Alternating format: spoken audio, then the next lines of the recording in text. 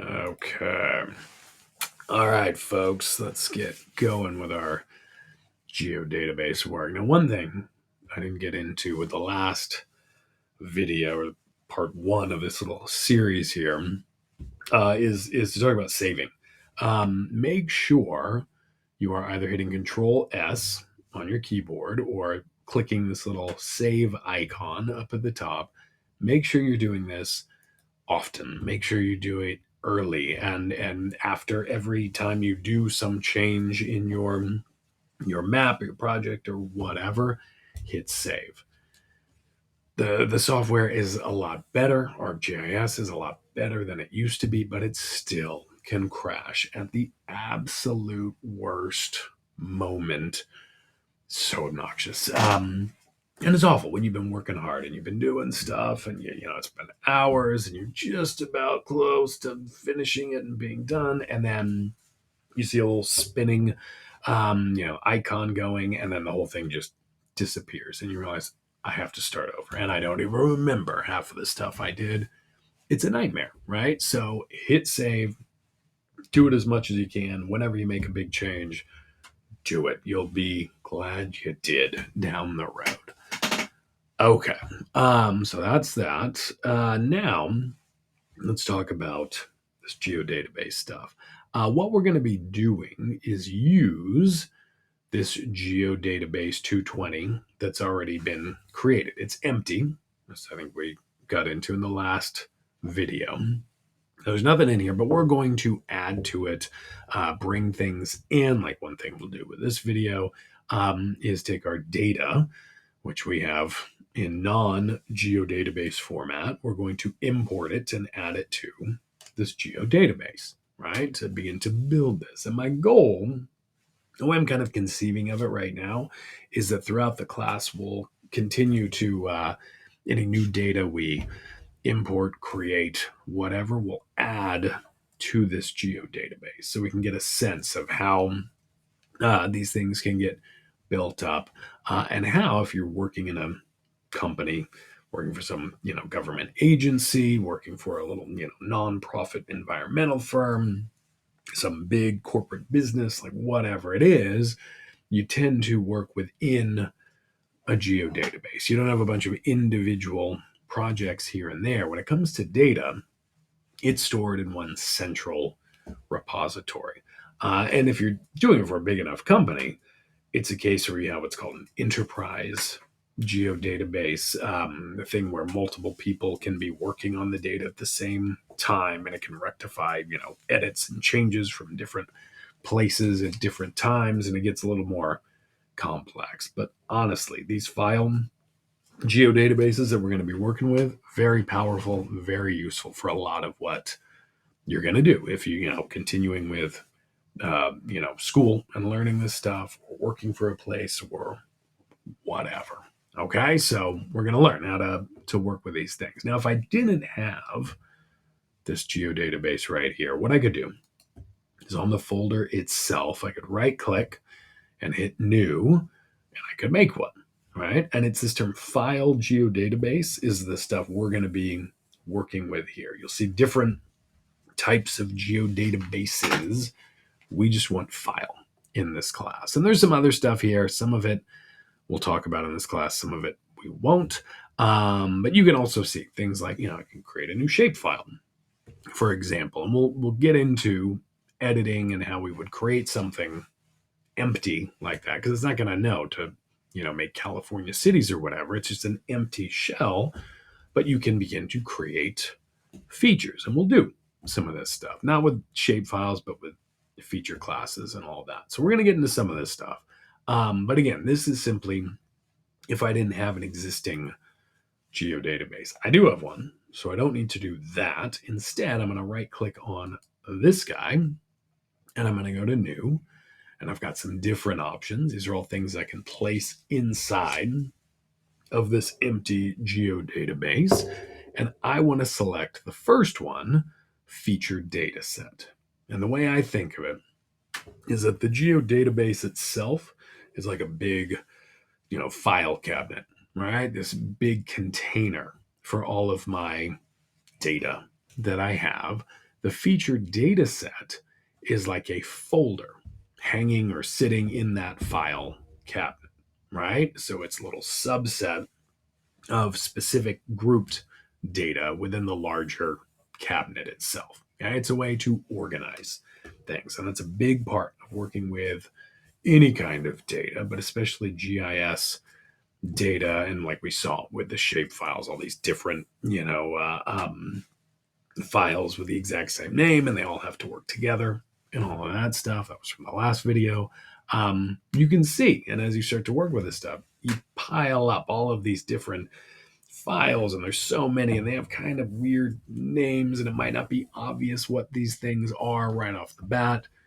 Very important to be almost obsessive about order and organizing these things and all that. So feature data sets, very important to use. And that's what we're going to create now. So go ahead and it was right click on the geodatabase, go to new, feature data set. I'm going to left click there, and it brings this up. It's because I right clicked on it. It's saying, yeah, is this the one you want? Absolutely. That's where I want to put it. The data set name, I'm just going to call it California. I'm going to double check real quick that I spelled that properly. Beautiful. And we could call this whatever we want. I am going to, since I'm importing this stuff we see on the screen, right? The roads and cities in the state of California. I'm going to have this data set for California scale data, things that cover the state, right? Not specific to, say, Los Angeles County or, the entire United States or global data or whatever. It's just for these state level data sets. So that's where I'll keep them. That's where I'll contain them. Again, I could name it whatever I want. I'm going with this because it'll make sense for me. I also, you might note with a lot of this stuff, I rarely, if ever, use capital letters. It's because of my age. It's the era in which I started learning a lot of this stuff. There was a big push for getting rid of capital letters in general when it comes to computers and all of that. So there you go. If you want to capitalize California because you're a patriot, have at it. The one thing we do want to avoid is all capital letters, right? Have all caps for California, mainly because it stretches out the name, just the size of a capital C and a lowercase c. They're different. And so it can just be a pain. That was a thing people did early on. They had all capital letters and file names and header names and things like that. And it takes up so much of the screen. Things get cut off. It can just be a pain. So don't do all caps, but do whatever. If you want to look like an old man, no capitals. If you want to throw a capital in, whatever. Have at it. The main thing, the real important thing, is this coordinate system option here. And it gives us this default one, this WGS, World Geodetic System of 1984. Perfectly fine little horizontal datum and model of the Earth that we have. But we don't want that for what we're doing. You can also hit the drop down, and we could select from any of the layers that are already on the map, like our roads or the state of California or whatever, or what the map itself is projected in. But I mean, look at that. We don't want that. That looks awful, right? Look at the state of California. It's all squat and just, hideous. We don't want this coordinate system. We want something that's better suited for California and makes California look as sleek and sexy as it should. So we're not going to pick those. Instead, what we're going to do is left click on this globe. And within here, we've got, if I scroll up, it's in this, it's again, that default one right there. I'm going to close that up. We're not going to pick that one. We're instead in this projected coordinate system folder, we're going to go into state systems because, hey, we're working with the state of California. Let's use what the state of California uses, their official coordinate system for all their data. And so what we want is this one right here, NAD, North American Datum of 1983, with this little 2011 update, California, and parentheses, teal hours, parentheses, meters. Okay. That's one that I want to use right here. That's going to be the one. So I'm going to hit OK once I've selected that. And it'll change it right there. Beautiful. And you note this is the actual file name itself. So when we're looking at it, it had the parentheses, it had the spaces, but you note there are no actual spaces here. You've got those underscores, right, to connect it. And it's, again, to make sure everything runs smoothly. So whenever we're naming stuff, like here with California, no spaces, no creative, parentheses or exclamation point or anything like that.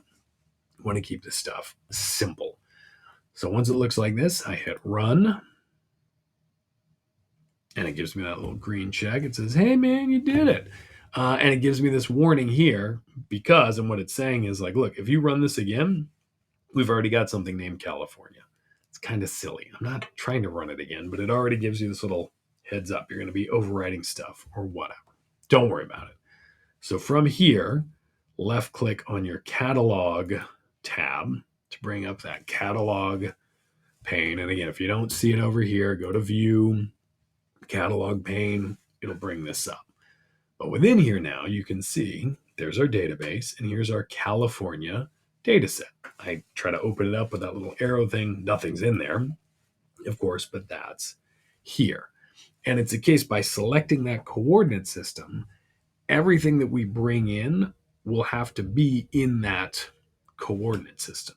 And anything we create in here will automatically be in that coordinate system. Okay, that's the idea, to keep all of this stuff in the same coordinate system. And you might go like, why does that matter? Very important when it comes to actual analysis. When we start to do real work, which is the spatial analysis, the 221 class that we offer, we start to get into all this geoprocessing and really messing the data. This is a key thing, right, to doing this. And if I set this up properly the first time, it means every time that I go to work with the data, it's good to go. It's ready to go. Okay? So that's the idea. I'm going to go ahead and hit save, even though this stuff is going to be there, even if it does crash, but good form. So from here, now I'm going to right click on California. All right, and I got some options in here, but I have import. That's what we're going to look at. And then feature class is, right? I can import one, multiple, whatever. So I left click there. And then from here, I can hit this drop down and I'm going to select everything that I've got right here. Okay, so again, it's the idea. I had the one drop down thing, but this little down arrow here lets you pick everything, right? And then what I could have actually done too is just click this box up here to get them all. I didn't have to get every single one, but right, that's how we do it. So I'm going to grab all these things, and the output geodatabase. Yeah, it's going in the right geodatabase, but more specific, it's the data set. Okay, and I'm going to go ahead and hit run. And it's converting these things. It's taking it from the shapefile format and turning it into a feature class, which honestly, if I go back to catalog, it's going to look the same, right? If I bring it in fact, let's bring in this cities, and you're not going to see any difference. It's not going to be some obvious thing on the screen where it's better. In fact, so I'm hitting shift on my keyboard, it changes to that magnifying class. I'm going to left click and drag over and then release to zoom into a specific area. But I'm not going to see, if I toggle back and forth, any difference in these things. Okay, so on the screen, no clear difference. But one huge thing is that the cities here, in fact, let me do this. This new cities, it's going to be in this specific projected coordinate system. Okay, cities, right here, that's our original one. If I right click on it, go to properties, and I go to source and spatial reference, It's in this geographic coordinate system of just NAD 1983 with that 2011 little update thing. Now, I specifically put this stuff in here to keep the datum information the same, just to make life a little easier. It's not always going to be that simple, but the idea is this one is just kind of a generic, ugly NAD 83 coordinate system, this geographic coordinate system. It's not what I wanted. If I right click on this one, our new one, properties and source, let's close that up, spatial reference, I've got that projected one in here. Okay, that's the difference. And if I zoom out and back, let me go back to map. I'm going to hit this back arrow thing, its previous extent. So I go back to the state of California. And what I'm going to do is up here where it says map, I'm going to right click, go to properties. And down here, I'm going to select coordinate systems. It's just showing stuff in this generic thing. I'm going to change it to this Teal Albers one, right? Which is here because I brought in that other city's layer. So it's pulling from these different data sets here. But I want that one, and I'm going to hit OK. Look at that. That brings a tear to my eye as a native California. My goodness, that's gorgeous. That's the difference right there. Looks better. And even if you're looking like, I kind of like the other one better. Tough. You're wrong. No offense. But it is a case where if you're, turning in a map, showing the results of your analysis or whatever to people, and it's in that squashed geographic coordinate system, if it doesn't look like this, people are going to question what you did, even if you did great work, but it just is in that dumpy, non-projected form. It's not a good look. Okay, so just that's the idea there. All right, another thing we can do here real quick, I don't want to get too crazy in this stuff, but we can change some things. This is something you can't do with the shapefile. So like with California right here, I'm going to right click on it and I'm going to go to properties. Okay, and so in here, it's the same kind of thing, like right clicking it over here. But what I want to do is where it says alias, I want to change this. Okay, so name, that's the actual file name. Okay, we can leave it just kind of abbreviated like that. We could change it to if you just want to do cal, whatever. But for the alias, this is the label it's going to have, right? When you bring it over, say, into the map, and it puts it in that contents pane on the left, what is it going to actually show you, right? Not what the file is, but what's the label it's going to attach to it. Right? There's a difference there. And so in here, I'm going to use a capital letter. I'm going to spell the whole thing out, because if I'm making map and I have a legend and I'm bringing in all these things into the legend, it's going to pull from that alias, from that label that's there.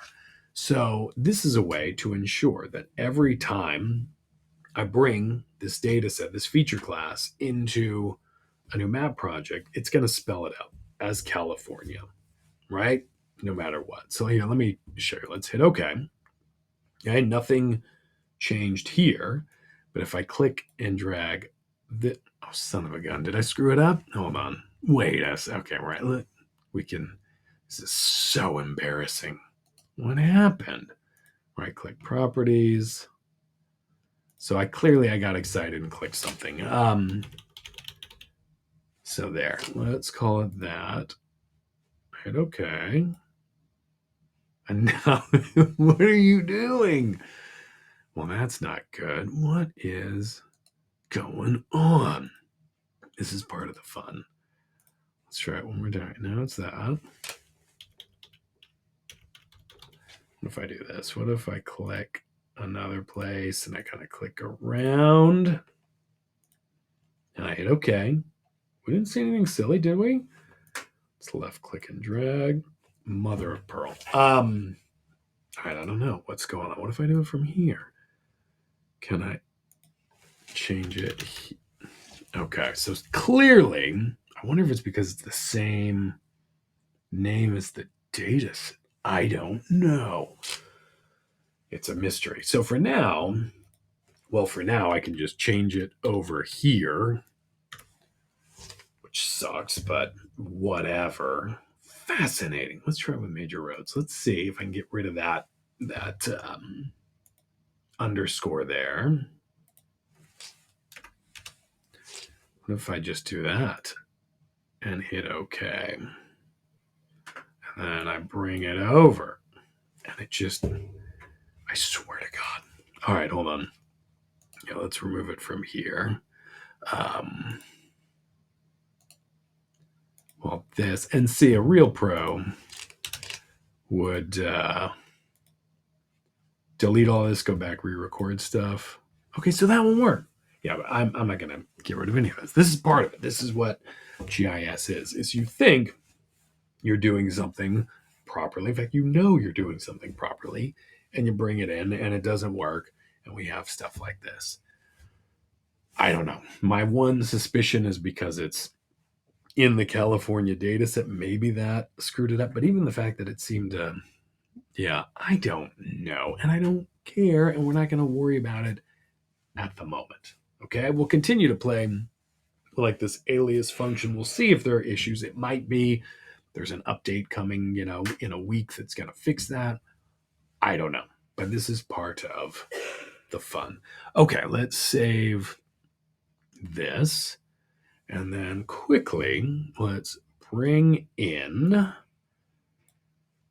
this DEM. And if it asks you to build pyramids, it's not even asking me, but it might say, you want to build some pyramids? Or it might say something about statistics. Say, sure. The idea being it's building some little hidden files that will make it draw the thing faster. Okay, that's the idea. And so what this is, here, in fact, I'm not even going to, let's, there we go, remove that one. In this California, I'm going to left click on the swatch thing here. And I'm going to make it hollow. I'll do let's do like a yellow color so I can see it. So this DEM, it stands for Digital Elevation Model. We may work with these in here. We may not do that much stuff. Definitely in the 221 class, we'll play with these. These are very cool. And the idea is, this is raster data. So we're dealing with a grid, right? We're dealing with pixels. And if I come into a spot and I continue to zoom in, I don't know how well this translates on the video and the screen, but maybe you can see there are some clear squares. These are pixels that we're seeing it. These are grid cells that all have a specific data value. And if I click on this one, that value, 2,107, that's connected to elevation. Okay. That's the idea here. I'm going to go ahead and hit this full extent up here to come back out. So it's the Western United States that we have. It's not just California. Let's go into California itself. And so to read this, a few things. Number one, looking at the numbers here, it would indicate that this is that elevation value or Z value is in meters. Okay, just because the high is 4,409. Right, that's in terms of elevation. If it were feet, we have stuff throughout the West here that is way higher than 4,000 feet above sea level or whatever. Right, the low value -83. I'm guessing we're dealing with Death Valley with that one. And the way it's drawn, the darker the color, the darker the cell here, the lower the elevation. So the white that we see, these are the tops of mountains, and the black, we have valleys. All right, that's how we look at it. And there are ways to make this look more realistic and natural. But again, these are things we'll play with later on. All right, so last thing we'll do here, I'll go back to catalog. I want to get this raster here into my geodatabase. Now, it can't fit into this data set. It's a different system here, but still, we want to bring this into the database to keep everything in one spot. And unfortunately, it doesn't quite work as easily as just right clicking and importing. So go to Analysis and Tools, left click here. And then that brings up this geoprocessing pane. And we want, what is it, raster to geodatabase. Yeah. So raster to geodatabase is our tool. Left click there. And it's pretty simple, but we have to go through it this way because why not? So it's this DM90 that I want, an output geodatabase. I see this is frustrating. Why I can't just point to the original one. I have to hit browse. I have to come in here. Let's see. Let's do it this way. There we go. If I just select that, well, no, that's not going to work. So wait, let me go here. There. Okay. So the idea, just left click on databases over here, then left click once on Geodatabase 220 to select this one. Then you can hit OK. All right. So from here, I'm just going to hit run. And it's going to think. And so, but that'll bring it into the geodatabase, hopefully, unless we have some stupid error. We'll see. What could possibly go wrong with this clunky software. But that's the idea, how to bring the stuff in. And so what I want you to do is do all of this stuff, bring it into that geodatabase. And what you're going to turn in to prove that you did the stuff, show you were successful and all that, is simply a screenshot. So you're not making a map or anything, but I want a screenshot of that catalog pane. I'll click over to it in a moment, but that shows your Geodatabase 220 geodatabase, the California data set, those three, cities, roads, and the California itself feature classes imported in there. And then assuming this works, your raster, let's right click and hit refresh. There we go. So yeah, it brings it in outside of the data set, but this is what I want to see. Okay, so a screenshot of you bringing stuff in to that Geodatabase 220. Okay, it should look like this. And look, I'll be able to tell if you just screenshot this video. I'm on to you, students, right? No, do yourself a favor. Don't try to get around this stuff, because if you can't do this, man, you're host for the rest of the class, right? So make sure you can do these basic things, start bringing this stuff in. And if that works, beautiful. And if not, communicate with me. But again, screenshot of this stuff, upload it to Canvas, and you're set. All right. And my goodness, hit save. Okay. All right. Good work, geographers. I'll see you next time.